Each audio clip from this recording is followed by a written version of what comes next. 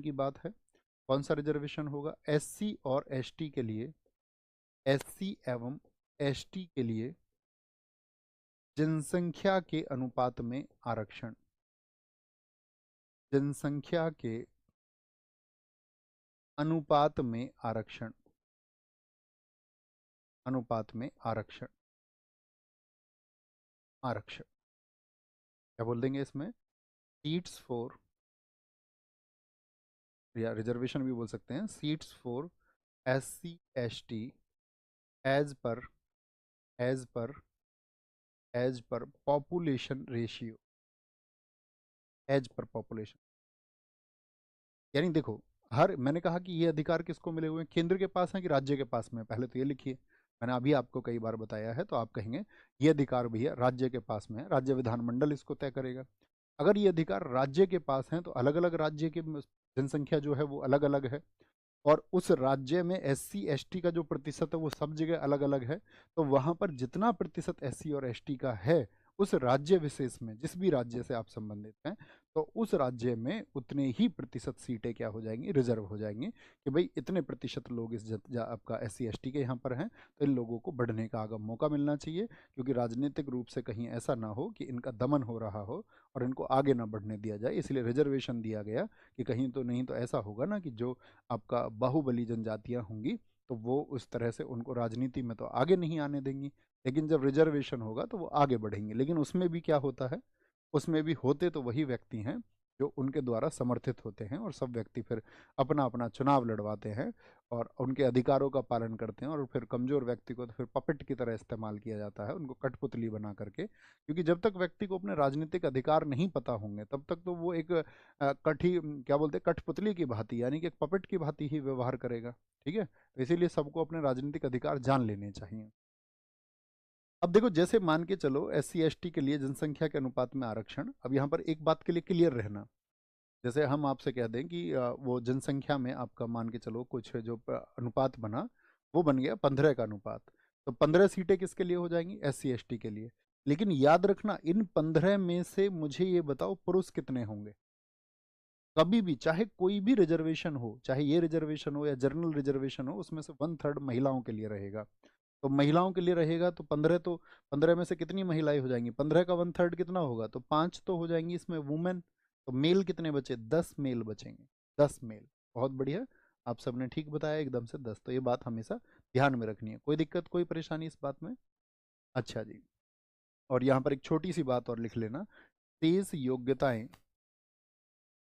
23 योग्यताएं, क्योंकि राज्य चुनाव आयोग इनको कराता है, 23 योग्यताएं राज्य विधानमंडल द्वारा तय होंगी, राज्य विधानमंडल द्वारा, जो भी योग्यता हो। ठीक है, क्या चाहते हैं वो अपने यहाँ पर, यानी हम कह सकते हैं रिमेनिंग क्वालिफिकेशन किसी भी व्यक्ति के लिए, रिमेनिंग क्वालिफिकेशंस, वो कल को अपने यहाँ पर अध्यक्ष का चुनाव चाहें तो प्रत्यक्ष कराने लग जाएं, by by state legislature, by state legislature. जैसे कुछ जगह पर मान के चलो ये बात चलती है कि भाई हमारे देश में आज चाइना ने अपनी पॉपुलेशन को कंट्रोल कर लिया है, चीन ने अपनी जनसंख्या पर नियंत्रण कर लिया है, और धीरे धीरे क्या है, चीन अब जनसंख्या में नीचे की तरफ आता जा रहा है। लेकिन हमारे देश में अभी भी हम कहते तो हैं हम दो हमारे दो, लेकिन क्या वो वास्तविक रूप से प्रैक्टिकली लागू है सब जगह? तो अभी जो लोग थोड़ा अवेयर हो गए हैं उनमें तो ये लागू है, लेकिन गाँव में तो अभी भी लोग ये सोच रहे हैं कहीं कल को कोई घटना ना हो जाए, और जो एक लड़का है हमारा कल को वो जीवित ना बचे, तो कल को हमारा जो वंश है वो कौन चलाएगा? क्योंकि सब लोग इस तरह भांति व्यवहार करते हैं, राजा की भांति। उनको ये लगता है कि हमारा ये जो 10-20-50 हजार बीघे जमीन है इसको कौन संभालेगा। मतलब हर व्यक्ति इस बात को सोच रहा है, इसमें जमीन का कोई मामला नहीं है, क्योंकि सबको ये सोचना चाहिए ना, जो घटना है वो तो दो के साथ भी हो सकती है। ठीक है, और घटना चार के साथ भी हो सकती है। ठीक है, और आपका जो कौरव थे वो तो 100 थे, आप जानते ही हैं उनको। घटना तो कभी भी हो सकती है, कैसी भी हो सकती है, लेकिन हम अवेयर नहीं है। और हमारे देश में आप जानते हैं कि इतना बड़ा उत्पादन होता है बहुत सारी चीज़ों का, उनका कंजप्शन हम ही कर लेते हैं, उपभोग हम ही कर लेते हैं उनका। ठीक है, बहुत सारी चीज़ों को, तो बड़ा चिंता का विषय है। अब क्या सोच रही है गवर्नमेंट? ये सोच रही है अच्छा जितने भी लोग हैं वो प्रधान पद के उम्मीदवार है, मान के चलो वो प्रधान बनना चाहते हैं, तो वो कल को क्या करेंगे, जिसके 2 बच्चे हैं जिसके 2 बच्चे हैं वही प्रधान पद का उम्मीदवार हो सकेगा। जिसके मान के चलो ऐसे बोल दे, जिसके एक ही बच्चा है वो प्रमुख बन पाएगा, जिसके एक बच्चा है वो जिला पंचायत अध्यक्ष बन पाएगा। तो ये थोड़ा मतलब सेट करने के लिए कल को ये कर दें कि भाई हम एक अच्छी साक्षरता की तरफ बढ़ रहे हैं, बोल दे प्रधान जो होगा वो कम से कम ग्रेजुएट होना चाहिए, या ऐसा बोल दे प्रधान जो है वो पोस्ट ग्रेजुएट होना चाहिए। तो ये तय किसके द्वारा होगा, किसके द्वारा तय होगा आपका? तो आप कहेंगे ये इसको यानी कि शेष योग्यता है, remaining qualifications by state legislature, यानी कि हर राज्य अपने यहाँ पर इसको तय कर सकता है। बात क्लियर है? कोई परेशानी इतनी बात में? छोटी सी बात मैंने आपको बताई, छोटी सी बात मैंने आपको बताई है यहाँ पर। और यहाँ पर आप अपनी कॉपी में कम से कम एक पेज खाली छोड़ करके, अपनी कॉपी में एक पेज खाली छोड़ दीजिए यहाँ पर जहाँ आप नोट्स लिख रहे हैं, क्योंकि एक स्क्रीनशॉट लेने के लिए मैं आपसे कहूँगा, तो वो स्क्रीनशॉट आपको लिखना है। आप एक पेज अपनी कॉपी का छोड़ करके आगे बढ़िए, ठीक है? आगे बढ़ेंगे और फिर लिखेंगे आपका किसको, पहले हम समझेंगे, क्योंकि अब मैंने आपको बताया था, मुझे बताओ जो 73वां संविधान संशोधन पंचायती राज के लिए हुआ, इसमें कुल कितने अनुच्छेद मैंने आपको बताए थे? तो आप कहेंगे भैया आपने बताए थे कुल 16 अनुच्छेद इसमें हैं। अनुच्छेद 243 है एक तो खुद, और एक 243 ए से लेकर के 243 ओ तक 15 अनुच्छेद वो हैं, तो कुल मिलाकर के 16 आर्टिकल हैं। तो उन 16 आर्टिकल्स में भी तो कुछ ना कुछ लिखा होगा। याद रख लेना, ग्राम पंचायत के आर्टिकल सबसे ज़्यादा पूछे जाते हैं जब आप कोई अच्छे स्तर का पेपर देंगे, ठीक है? एसएससी कभी कभार तो बस सिर्फ 243 को पूछ लेती है, लेकिन जब आप मान के चलो किसी आयोग का या कोई भी परीक्षा आप देंगे तो आपसे आर्टिकल पूछ लेगा 243 डी में क्या है, 243 ई में क्या है, या आपसे उसकी भाषा दे करके पूछ सकता है कि यह किस में वर्णित है, और पता चले उसका उत्तर जो है वो 243 आपका टी होना था, ठीक है? तो इस तरह से वो हम सब आज याद करेंगे, उससे पहले आप छोटे से नोट्स बना लीजिए। नगरीय स्थानीय स्वशासन, नगरीय स्थानीय स्वशासन,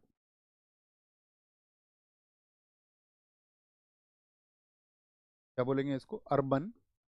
अब तक हम गांव स्तर की बात कर रहे थे, अब हम बात कर रहे हैं शहर की।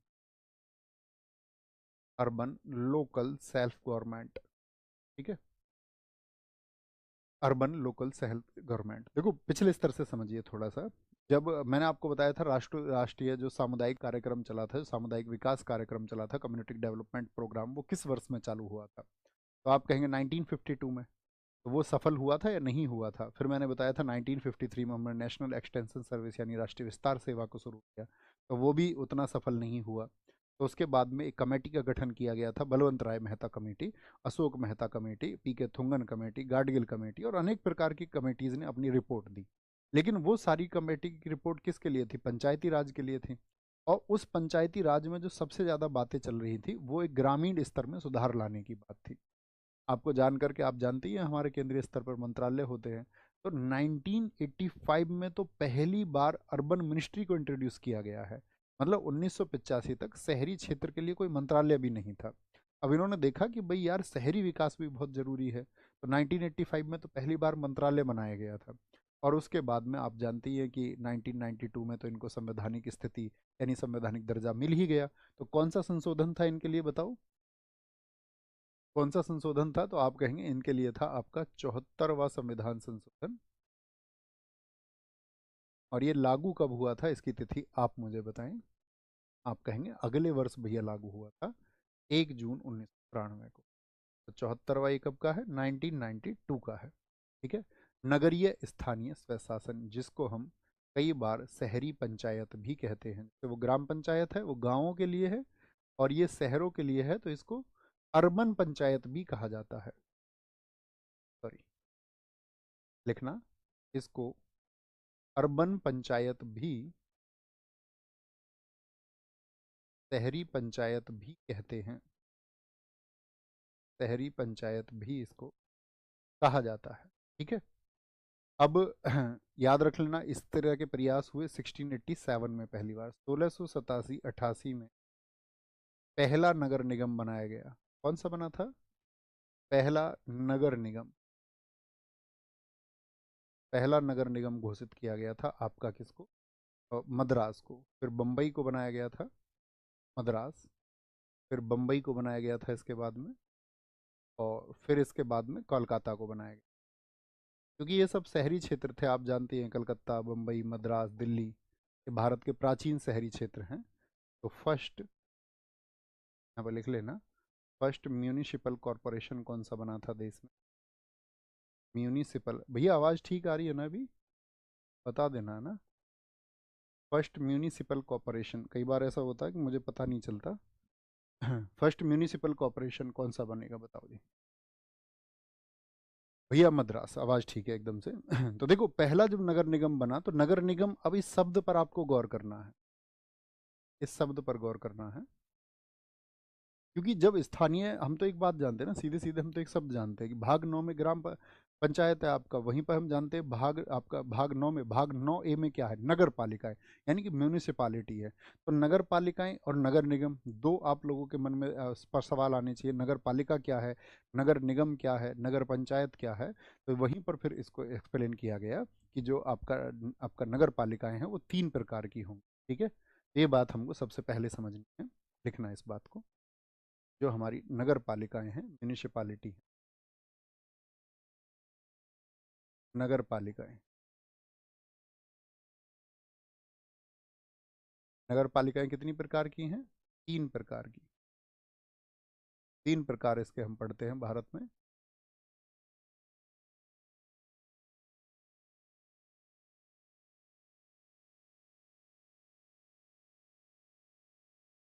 म्यूनिसिपालिटी, पालिटी,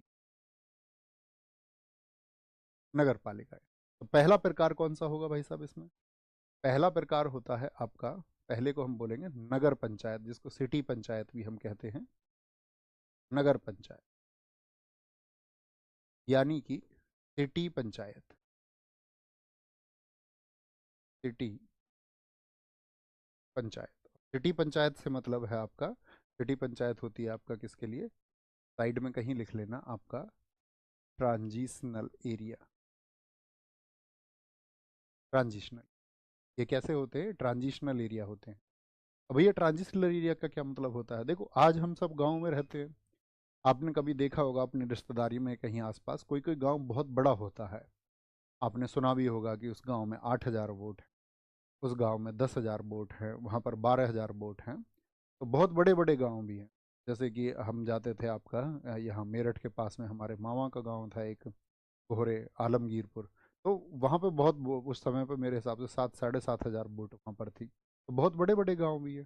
तो गवर्नमेंट क्या देखती है कि भाई उसके लिए बहुत सारी चीज़ें देखती है। फिर ये अधिकार भी, ये किस में विषय है? नगर पालिका, ये भी आपका राज्य सूची का विषय है। तो वो क्या देखती है आपका, वो इस बात को देखती है नगर पालिका कि भाई मतलब राज्य देखता है, राज्य का विधानमंडल, राज्यपाल इस चीज़ को देखते हैं कि इस क्षेत्र में मतलब कितने लोग रहते हैं, आबादी कितनी है यहाँ की। फिर साथ में देखते हैं वहाँ की पॉपुलेशन डेंसिटी कितनी है, जनसंख्या घनत्व कितना है।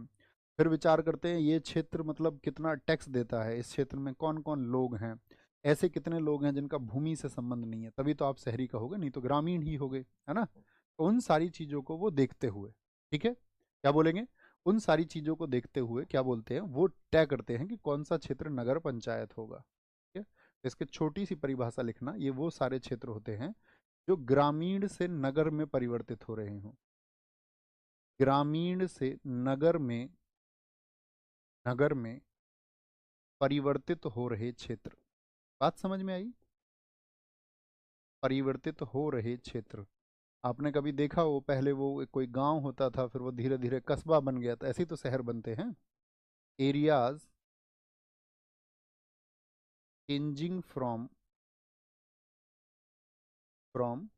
Rural to urban, rural to urban, यानी गांवों से शहर में जो परिवर्तित हो रहे हैं। जैसे हम यहाँ पर बात करें, इसकी एक आइडिया आप मान सकते हैं, जैसे हम कहें कि 20,000 से लेकर के, और आपका 20,000 से लेकर के 1 लाख तक, 1 लाख तक, जहाँ की क्या है, आबादी की बात कर रहा हूँ, वोटर्स नहीं, आबादी। तो उसको अक्सर क्या होता है, नगर पंचायत की तरफ घोषित कर दिया जाता है। जैसे कि अभी पीछे आपको याद होगा, योगी जी ने भी कहा था इस बात को कि जो इसे 20,000 से ज़्यादा वाले होंगे उसको हम क्या बना देंगे, अब उसको नगर पंचायत बनाया जाएगा। ठीक है, और हर स्टेट के लिए अलग अलग है। हर स्टेट के लिए कहीं पर 50,000 से इसको माना गया है, कहीं पर 40, कहीं से 35 को उसको माना गया है। दूसरा जो स्टैंडर्ड होता है, दूसरा इससे बड़ा स्तर होता है, वो होती है आपका, क्या बोलोगे, नगर पंचायत के बाद में नगर पालिका।